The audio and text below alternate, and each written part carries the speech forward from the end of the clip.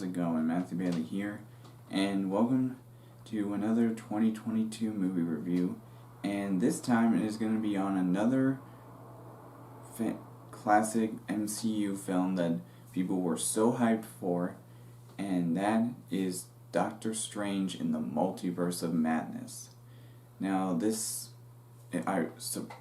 correctly, this movie takes place after the events of Spider-Man No Way Home, and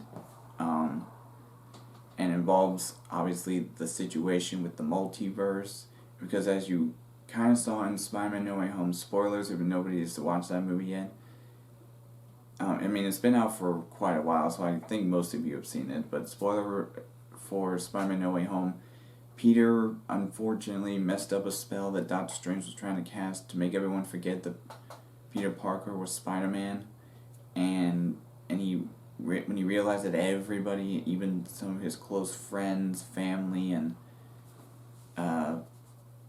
even the other Avengers would not know him being Spider-Man, he messed it up and ended up opening the multiverse, and different villains from other universes that knew Peter Parker was Spider-Man came to his universe, and we also got to see the return of the original Spider-Mans, which were Tobey Maguire and Andrew Garfield. Amazing. But by the end of the movie, he did correct it, but not only did everyone forget that Peter Parker was Spider-Man, but in reality, they forgot who Peter Parker was entirely. And nobody knew who he was. Nobody knows him. And I thought that was insane. But even after that situation, it still kind of messed up the multiverse a little bit. And so did the situation with the Loki series.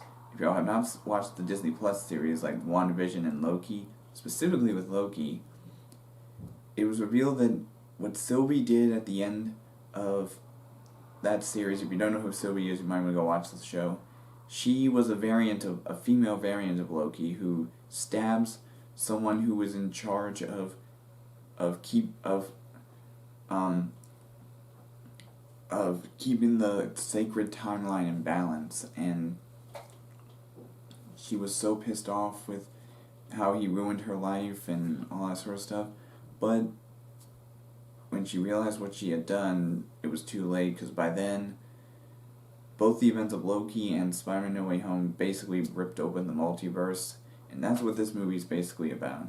Doctor Strange is learning from his mistake, or is paying for his mistake, I should say, and along the journey he encounters Wanda Maximoff, who we know from WandaVision, became known as the Scarlet Witch, who is in fact a mutant, and it was kind of revealed in this movie somewhat that she was fully a mutant, because she was for sure known as the Scarlet Witch. And along the journey, he also meets America Chavez, who we see in the trailers. She has the power to break into other universes through her star-shaped powers, if you read the comics. And she, and like I said, she is being pursued by someone. I'm not going to say who specifically it is, but someone is trying to use her powers for their own selfish reasons, and that's what this whole movie is basically about. And there are definitely some moments in this movie that will make your jaws drop, especially when it comes to some of the cameos that were not featured in the trailers or leaked. Like, some characters we knew were going to show up in this movie because they were featured in the trailers, even though people tried to say that wasn't them. So it's not really spoilers if I say this, but there are some characters who show up in there, like Captain Carter from the What If series, again, a Disney Plus show.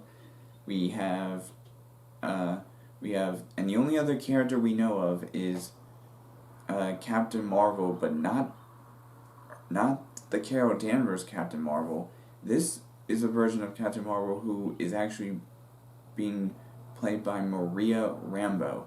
If you don't know who Maria Rambeau is, she was the other pilot that was friends with Carol Danvers, who And so in her universe, she went with Marvel instead of Carol Danvers. And that was insane. And there is one other one that was featured in the trailers, but I'm not going to tell you who it is because it's pretty much a surprise. Anyways, let me give you my rating of the movie. So for my rating of the movie, I'm going to give this movie a 4 out of 5. Yep, 4 out of 5. Still a great film. But anyways, that's all for now in this movie review, and I'll see all you guys in the next video.